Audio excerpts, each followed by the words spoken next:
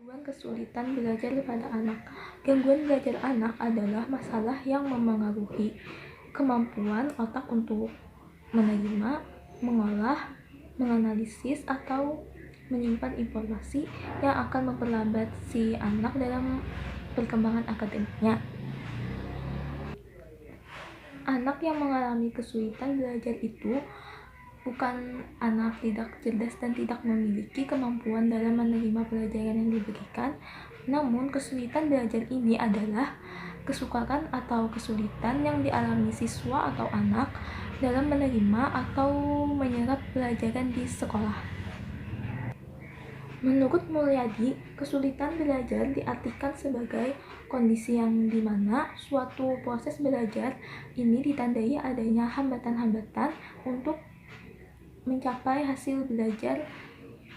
Menurut Gumini dan kawan-kawan, kesulitan belajar merupakan kondisi yang dimana saat siswa atau anak akan mengalami hambatan-hambatan untuk mengikuti proses pembelajarannya dan mencapai hasil belajar secara optimal.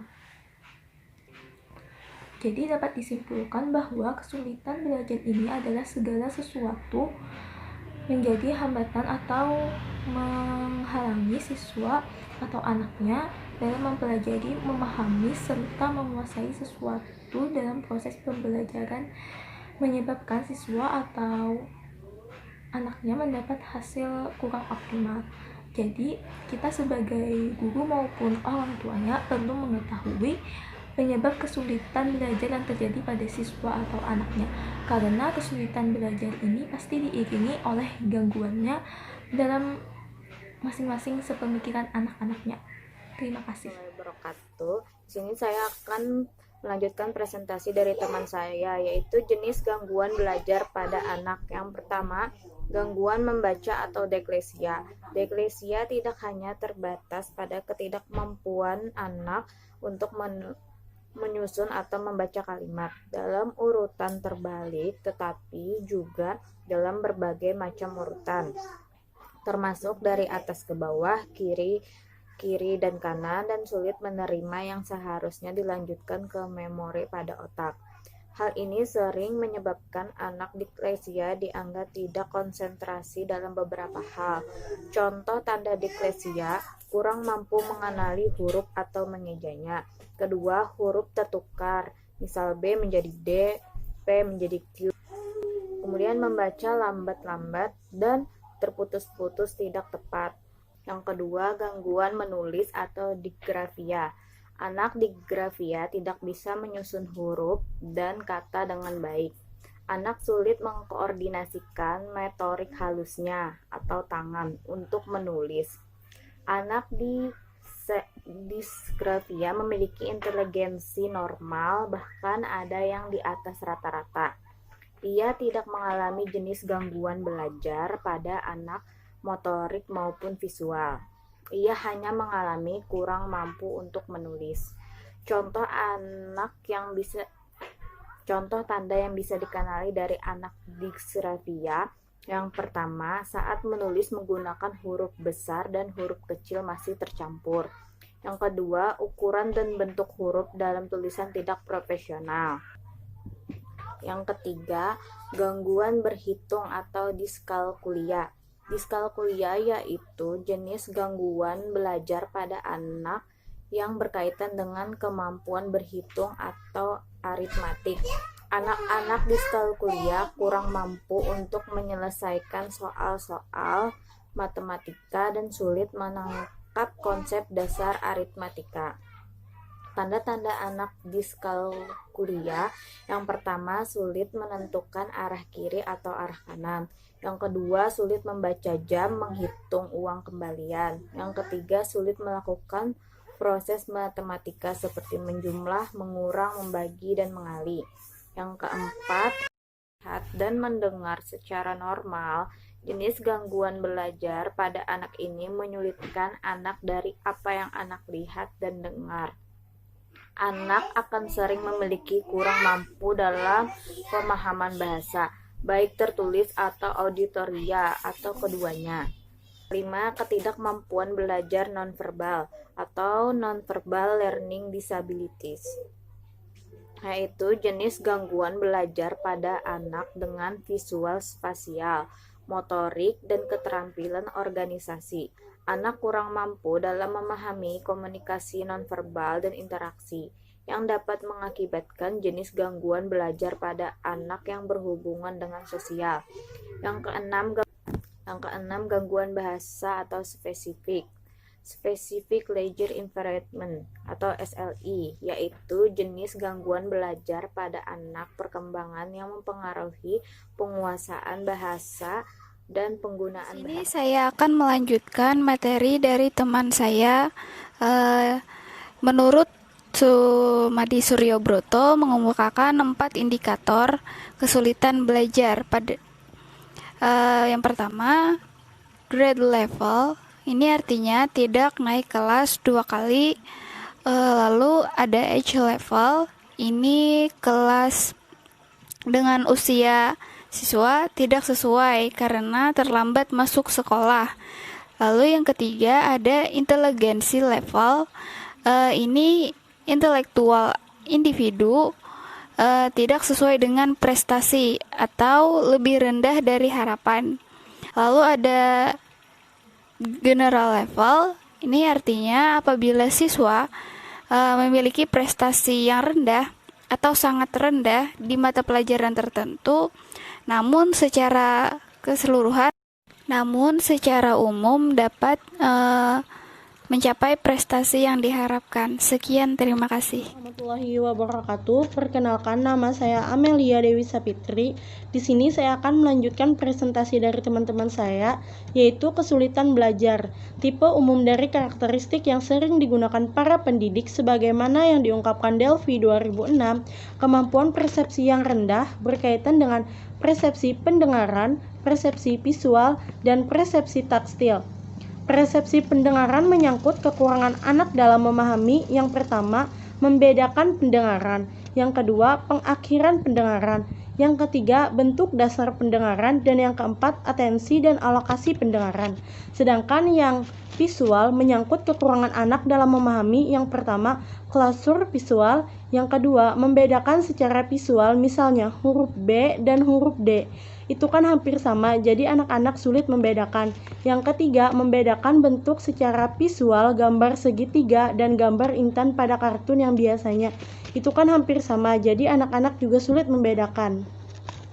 Dari tubuh sendiri, menyangkut kekurangan dalam memahami kesulitan terhadap tubuh, kemungkinan terjadi dalam wilayah keterampilan gerak diantaranya. Yang pertama, orientasi, kesulitan menentukan jarak, arah, dan posisi.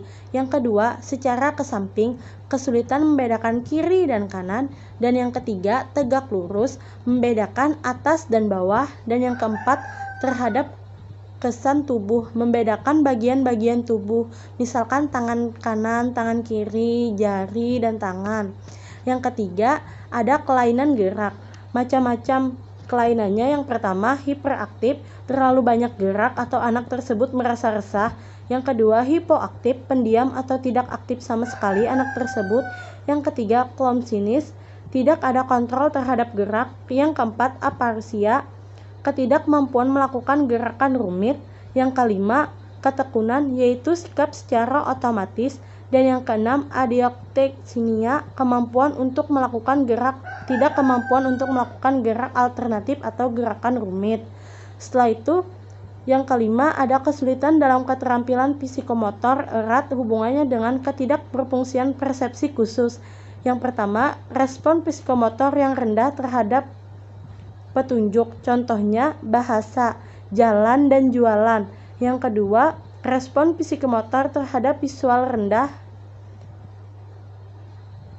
bola putih, contohnya adalah bola putih yang dimantulkan ke atas, ke udara, samar-samar dengan awan. Nah, anak tersebut tidak bisa menangkap. Yang ketiga, taktil, contohnya seorang anak tidak mampu membedakan 2 nikel dalam perkumpulan 2 nikel per 4 di atas meja. Blesik dan Jones juga mengemukakan Karakteristik anak yang mengalami kesulitan belajar dapat ditunjukkan dari beberapa karakteristik berupa behavior atau kebiasaan sehari-hari, cara bicara dan cara bahasa, serta kemampuan intelektual anak dan prestasi belajar yang pernah ia capai.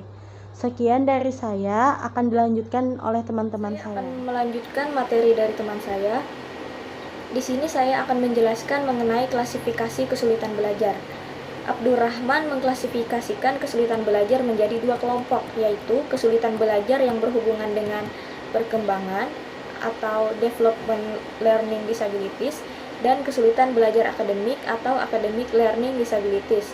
Kesulitan belajar yang berhubungan dengan perkembangan mencakup gangguan motorik dan persepsi, kesulitan belajar bahasa dan komunikasi, dan kesulitan belajar dalam penyesuaian perilaku sosial.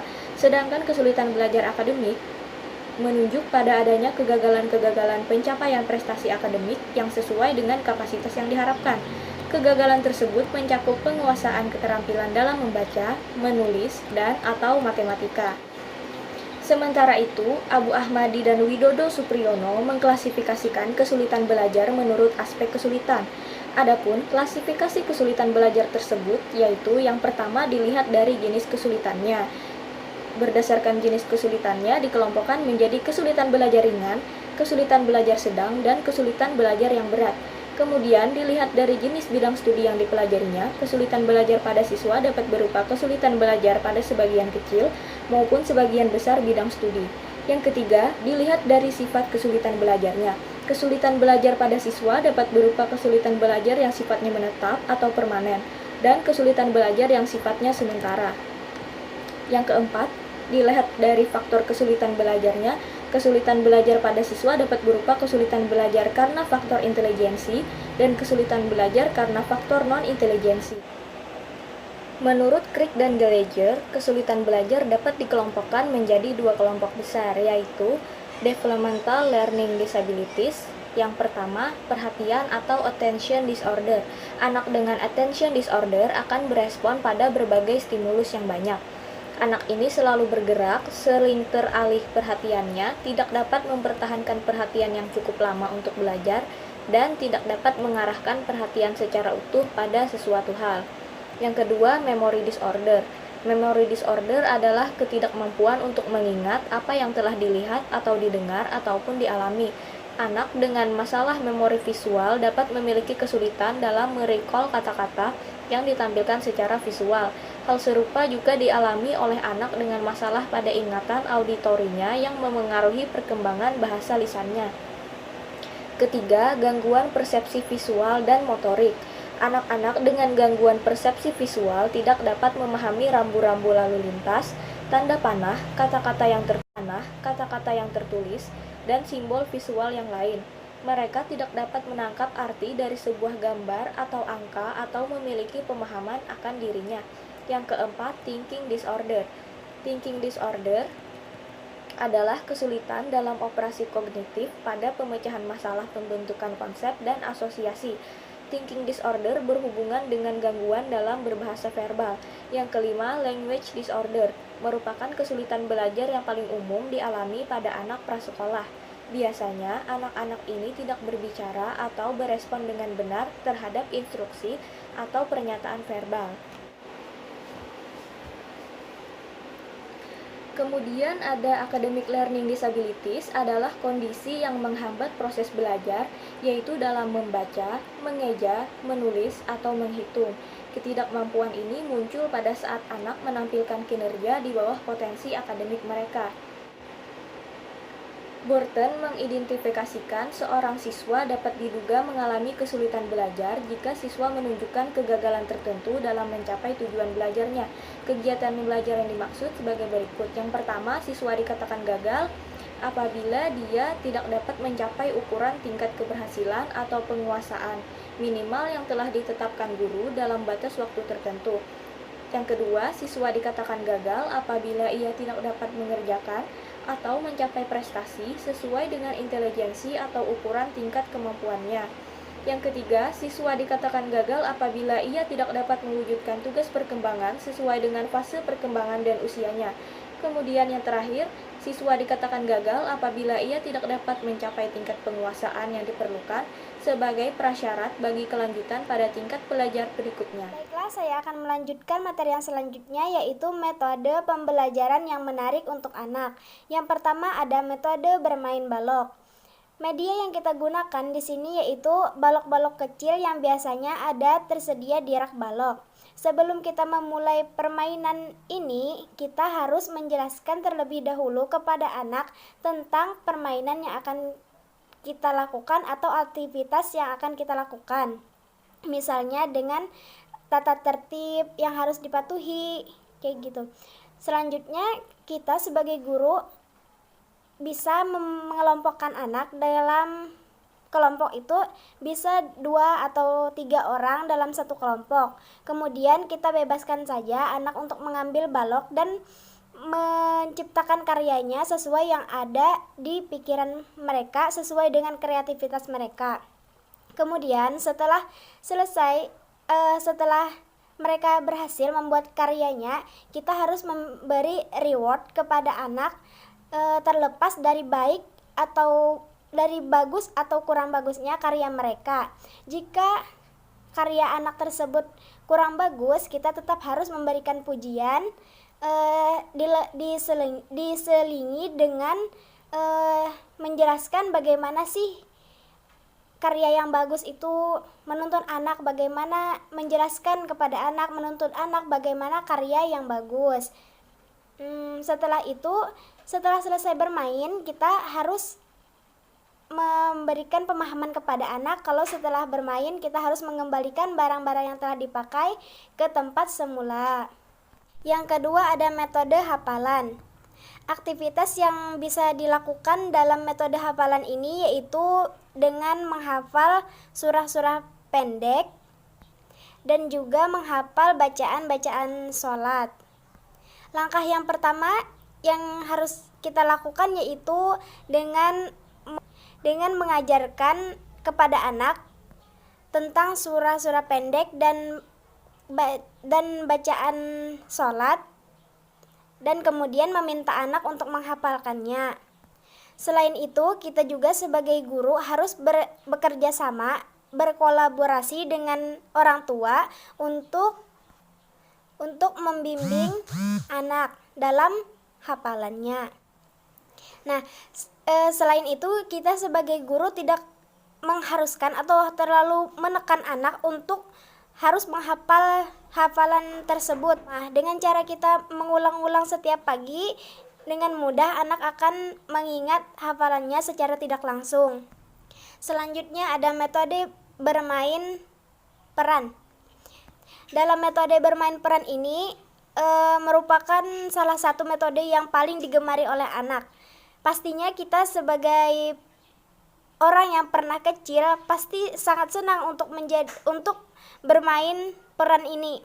Misalnya saja kita bermain peran sebagai seorang petani dan keluarganya. Jadi ada pak petani, ada ibu rumah tangga, ada adek, ada abang, kayak gitu. Ketika bermain peran sebagai pak tani dan keluarganya, di aktivitas ini kita bisa meminta anak untuk menggambarkan bagaimana seorang petani mempersiapkan peralatannya untuk ke kebun, dan Bu Tani menyiapkan bekal untuk Pak Tani untuk dibawa ke ladang bersama dengan anak-anak mereka. Pasti anak akan antusias dalam bermain peran ini.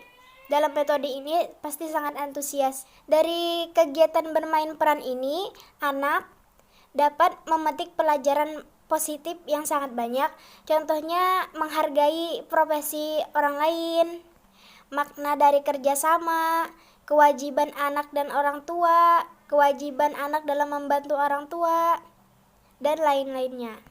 Yang selanjutnya ada metode bermain musik dan bernyanyi.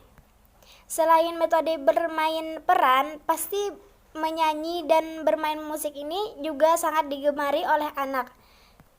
Dalam kegiatan bermain musik ini, kita bisa mengajarkan anak untuk membuat alat musik perkusi dari gelas yang diisi dengan air.